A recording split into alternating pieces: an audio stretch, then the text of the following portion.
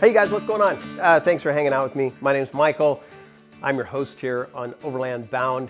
Started Overland Bound quite a few years ago, and of course our whole purpose is to get you out there. Adventure is absolutely necessary. Now today, doesn't matter, you're a rookie just getting started or you're a veteran off-roader. I'm gonna say some things that are like counterintuitive. We may all learn something together. Why? Because I've made about every mistake in the book.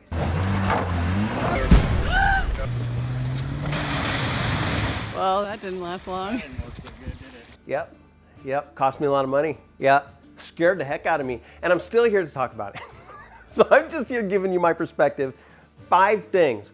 The first 4 we're gonna talk about fairly briefly, then we're really gonna spend some time on that last one. It relates to me saying stuff like this. Whatever you do, don't put a closed system on your winch line. That makes no sense to you veteran off-roaders, right? Well, I'll try and defend that. I'll tell you what I mean. Maybe you'll agree with me by the end, all right? So let's talk about it. First, number 1, don't have a plan. What the heck are you talking about? Look, for adventure travel, your requirements are greater. You're gonna go off the beaten path. You're not in a campground. You're not at a national park. You're gonna go off the beaten path. So you need to prepare. And there's a lot of preparation that needs to happen. Being prepared is different than your specific plan. To become prepared, go over to overlandbound.com, talk to our community and our members. They'll even tell you about places that you specifically want to go or where to go. And you can get all kinds of great advice. You'll find somebody with the same kind of vehicle as you. You'll be able to ask all kinds of things. So absolutely do that. But here's the deal. With adventure travel, a plan is a list of things that can go wrong. So keep it short. You absolutely want to have your parameters. You want to have goals, and you want to have safety measures in place, right? So you want to file a trip plan with your close colleagues and your friends and family and say, hey, I'm going to be back on this date. Let's just go a little bit further. Yeah, you can quote that. That's what I'm talking about is your day-to-day. You need to provide a little bit of flexibility because the longer you're on a trip, the more things are going to shift, and you want to be able to you want to have that flexibility. You want to have that flexibility because after all, aren't you going out there to enjoy yourself, right? You want to be relaxed. Give you a quick example. I'll give you a quick example.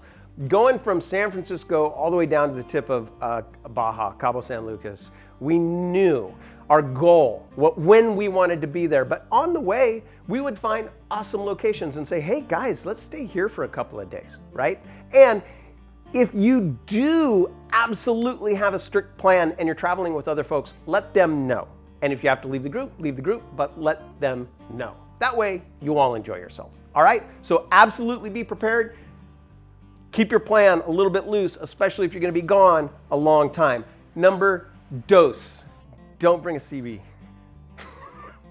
Look, CBs, they're like cup and string, folks. If you can see the vehicle, cool. But let's plan our communication a little bit better. So do a little bit of forethought before you head off the beaten path. Are you going to be off-grid where you don't have cell reception? If so, you need something like a Zoleo or a Garmin InReach is actually what I use. You need something with satellite comms so you can communicate anywhere in the world to somebody else who has cell reception. Okay, so you absolutely have to plan your comms. Also, if you want a radio in your truck, go ahead and get a ham. Get your ham license. Yes, you have to take a test. Take the test. Get a ham license. Ham radio has a great range, especially if you're in an area with repeaters. It can be miles and miles and miles, and with APRS, people can track you. They can see where you're at. So ham radio is the best kind of radio to get. You guys can also look into GMRS. Now, with all this stuff, heck, man, any of the things I'm talking about today, on my channel, type in GMRS. Ham, we got all kinds of videos for you guys to learn more and dive deeper in. But number 2 is communications. Plan your communications in advance, and if you are going to be off the beaten path where there's no cell reception, you have no business being out there unless you have some way to communicate. You're going to want to make sure that you have that. Let's go right into item number 3, or if we're counting backwards, item number 3. Okay, number 3. It doesn't matter what you drive. Now, what are you talking about? It doesn't matter what you drive. You're crazy. It absolutely matters what you drive. No, it doesn't. It doesn't. Mini Cooper, you got a Tacoma, you got a H1 Hummer, you got a Unimog, no matter what you drive, you can drive it and enjoy the great outdoors. You absolutely need to make sure that your vehicle is capable for what you're gonna ask it to do. And you should always plan on being in a situation that is beyond what you expected. And your vehicle should be that capable, all right? So that's just the reality. So if you guys are considering getting a vehicle, you're like, hey, you know, I want to go out beyond the beaten path. I want to see those epic destinations. And you're thinking, you know, do I really need four-wheel drive? You know, yes, get the four-wheel drive. Get the thing above what you think you're going to need, because in adventure travel, things do happen. Doesn't matter what you drive. It does matter where you drive it. So make sure that your vehicle is capable for what you're asking it to do. Okay, and number two, we're counting up. Or the next one's gonna be number one. Number two, be prepared. Don't bring a first aid kit. What the heck are you talking about, Michael? You need a trauma kit. Here's what I mean by that. Okay, don't bring a first aid kit, bring a trauma kit. Bring both, but absolutely make sure you bring a trauma kit, because boo-boos, cuts and scrapes, guys, spit on it, all right? Rub some dirt on it, walk it off. That's not what we're concerned about.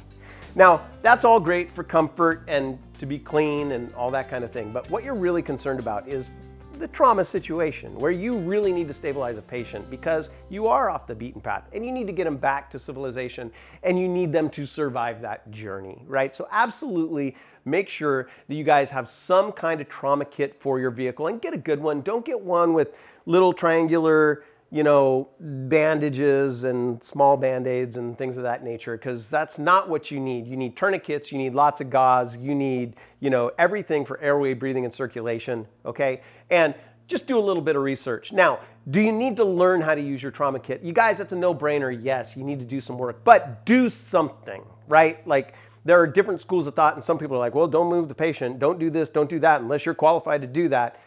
Wrong. I fundamentally disagree with that, and so does Chris, our Overland Bound medical advisor. You need to take action if somebody needs support from a traumatic situation. If you need to stop the bleeding no matter what, just do something to help them and get them back to civilization. All right? Now, the number one thing, what is that going to be?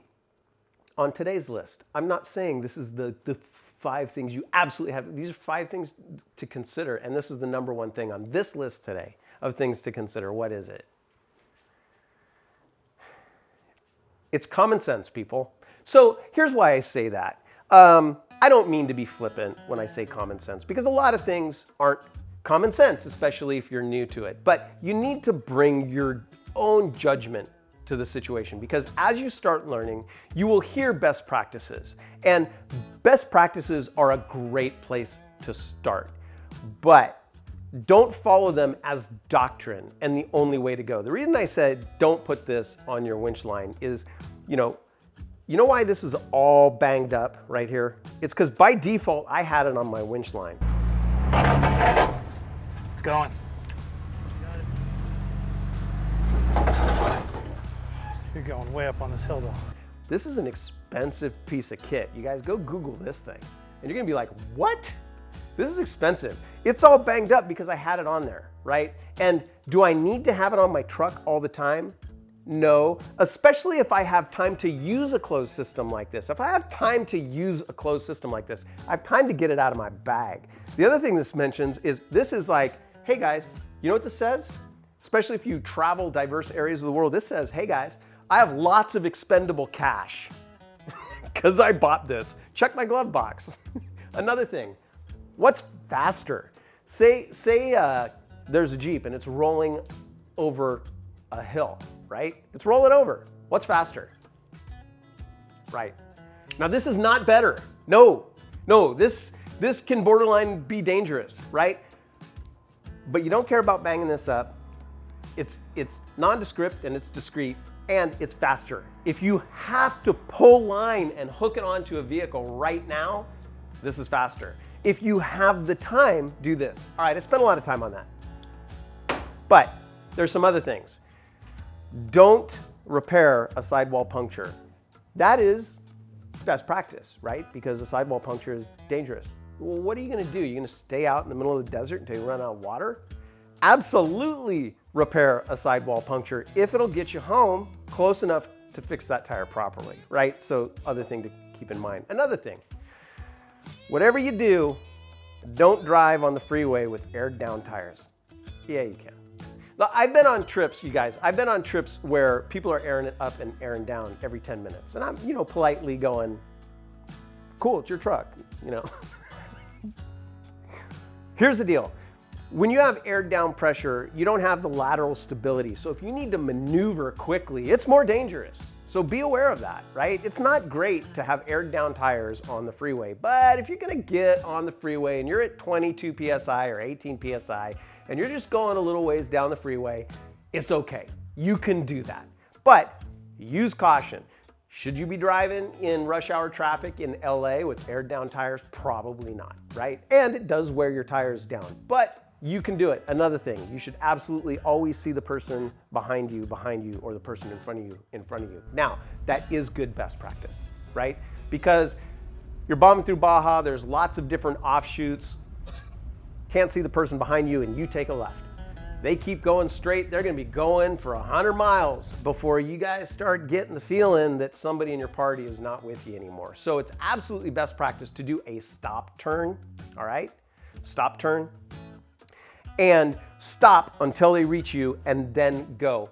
But if you know you're on a single track and it is paved and you're traveling 300 miles and it's twisty-turvy and curvy like this, plan your stops in advance and then tell them, hey, we're all gonna meet up at this location, let's meet at that location. And if you have your Zoleo or your Garmin InReach device, you'll be able to text no matter where you are, even if you don't have reception. So you can still communicate with them. So, always bring your own judgment. You guys, another thing, trail etiquette and how to behave.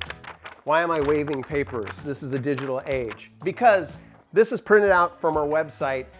There's all kinds of trail etiquette things that you guys should know. And again, it falls in the common sense category, but read up on it, know what it means. Because if you're new to adventure travel and somebody goes like this, no, guys, it doesn't mean peace, bro. And you're like, right? I mean, this means hello. This means I got 2 more vehicles behind me. There are 2 more, right? Especially if you're on a trail and you pass and it's close, you want to know how many more vehicles are behind that vehicle you just passed. So you go 2 or 3 or 4, right? So that is the deal. This means I'm the last one. So there's all kinds of things about trail etiquette over on our website that you guys should learn about. I'll put a link in the description. You guys, thanks for hanging out with me. The reason I do this is because we want you to get out there and enjoy nature and do it safely and know where to go. And also, you guys, on a personal note, give our national parks like Yosemite a break. There's plenty of great spaces to see. As long as you leave it better than you found it, as long as you're prepared to go out there, you can drive out and find epic locations away from the crowds. Go to overlandbound.com to learn more. And you guys, Overland Bound 1, our app, it is free. If you guys want to see destinations, you want to see what is BLM land, you want to see what is public land, you can download our app for free and you can get all that information. Now, you guys, don't go giving us a 1-star review on that app when you touch something and it says, hey, become a member. That's a member feature. It costs money, because that's the way the world works. You guys, I know who you are. You know who you are too, that 1-star review. Overland Bound 1, iOS and Android. Check it out. It's a great resource. All kinds of places to go. Okay, you guys, until next time, I hope you're planning an adventure and I will see you on the trail. Outfit and explore.